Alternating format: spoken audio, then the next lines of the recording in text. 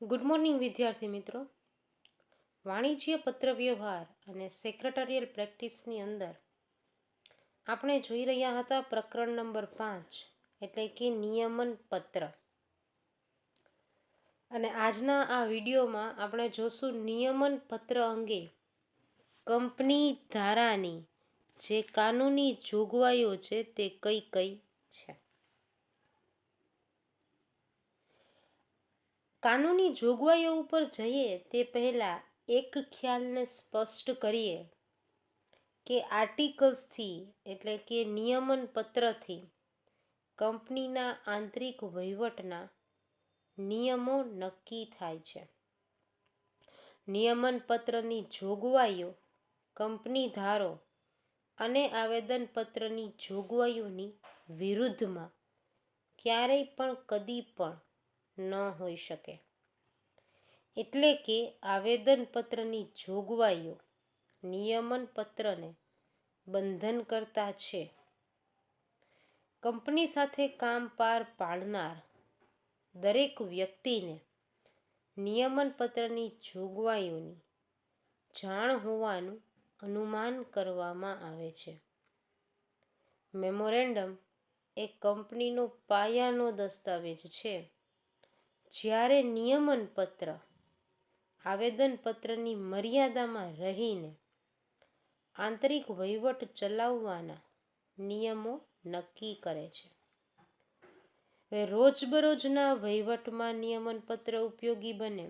સાથે સાથે શેરની વહેંચણી કેવી રીતે કરવી, શેરના હપ્તા કેવી રીતે મંગાવવા, શેર જપ્તી ફેરબદલી કેવી રીતે કરવી તે અંગેના અલગ અલગ પ્રકારના નિયંત્રણો નિયમન પત્રમાં આપેલા હોય, જેના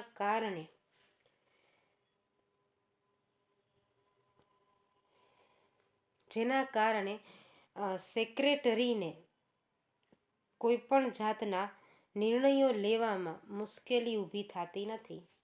માત્ર સેક્રેટરીને જ નહીં પરંતુ સંચાલક મંડળ, ઓડિટર વગેરે અધિકારીઓ જે છે એ અધિકારીઓને પણ તે મુશ્કેલી સર્જાતી નથી તેવું કહીએ તો ખોટું નથી.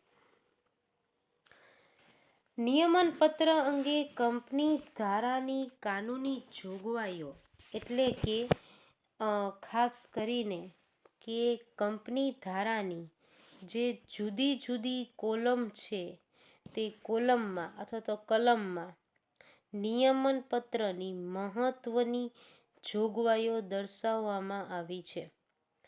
અને આ જે જોગવાઈના આધારે કેટલીક બાબતો જે છે એ નક્કી થાય.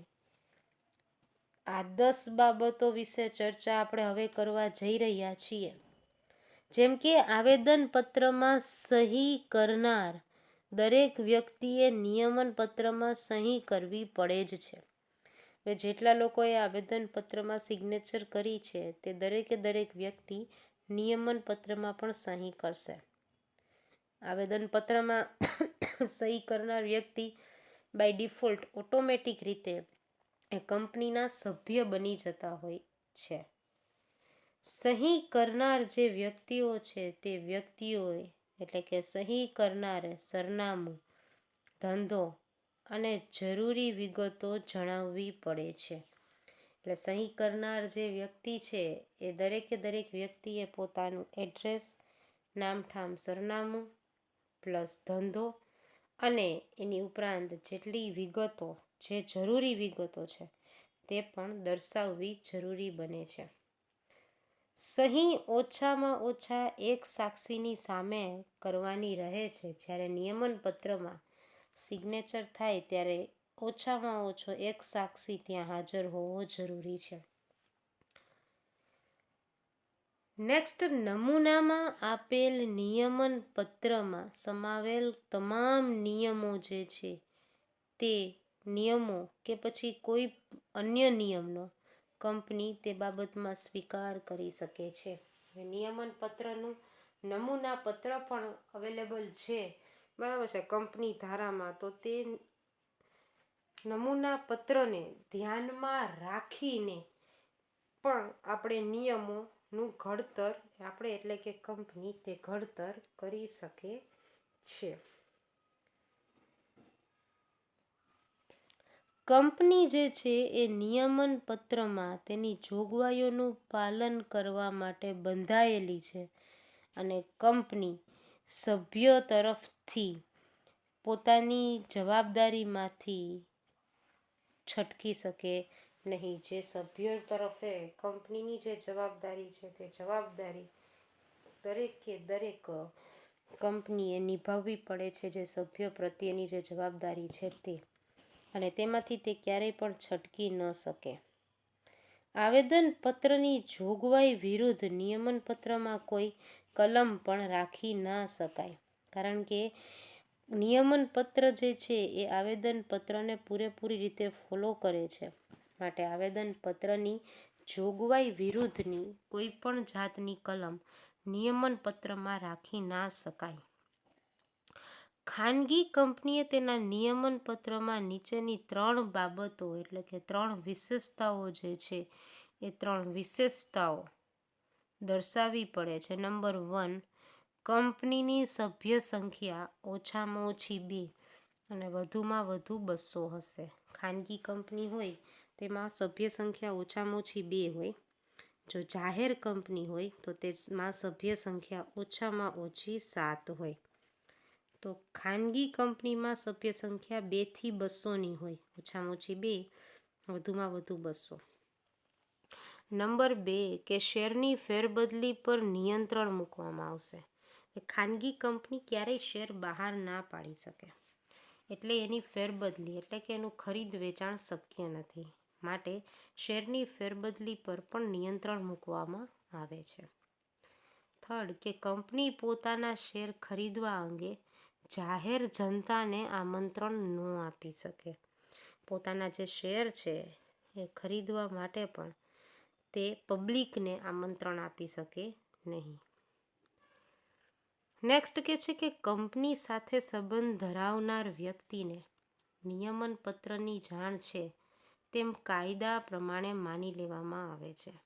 જે કોઈ પણ વ્યક્તિ કંપની સાથે સંબંધમાં આવે ને એ વ્યક્તિ એમ જ માને છે કે નિયમનપત્રની જાણ તે દરેકે દરેક વ્યક્તિને છે, અને આવી કોઈ પણ વ્યક્તિ નિયમનપત્ર અંગે કંપનીની ઓફિસમાં આવી તપાસ કરી શકે છે અને જરૂરી ફી ભરીને નકલ પણ મેળવી શકે છે. કંપની ધારાની જોગવાઈઓને આધીન, આવેદનપત્રની શરતોને આધીન ખાસ ઠરાવ પસાર કરીને પોતાના નિયમનપત્રની અંદર ફેરફાર કરી શકાય છે. આવેદનપત્ર જેટલું ખર્ચાળ નથી, પરંતુ આવેદનપત્રને ધ્યાનમાં લઈને નિયમનપત્રમાં ફેરફાર કરવો હોય તો તે શક્ય પણ છે. નિયમનપત્રમાં અધ્યસ્થાપકો તરીકે દર્શાવેલ વ્યક્તિઓનું સોગંદનામું, જેમાં પોતાને કંપનીની સ્થાપના, રચના, વ્યવસ્થાપન સંબંધના કોઈ ગુનામાં પોતાને દોષિત ઠરાવવામાં આવેલ નથી તે પ્રકારનું નિવેદન આપવું પડે છે. મતલબ કે જે સ્થાપકો છે, જે પ્રવર્તકો છે, તે પ્રવર્તકો અહીંયા એક સોગંદનામું રજૂ કરશે, જેની અંદર ખાસ દર્શાવેલું હશે કે કંપનીની જે સ્થાપના થઈ છે, કંપનીને જે રીતે રચવામાં આવી છે, કે પછી તેની જે વ્યવસ્થાની કામગીરી છે, તે અંગે કોઈ પણ જાતના ગુનામાં તેઓ દોષિત ક્યારેય પણ ઠરેલા નથી, ભૂતકાળમાં પણ એવા કોઈ ગુના કરેલા નથી. તેઓ સોગંદનામું નિયમનપત્ર જ્યારે બનાવવામાં આવે ત્યારે દર્શાવવું પડે છે. તો આ હતી નિયમનપત્ર અંગે કંપની ધારાની કાનૂની જોગવાઈઓ. એના પછીના નેક્સ્ટ વિડીયોની અંદર આનાથી આગળ અભ્યાસ કરશું.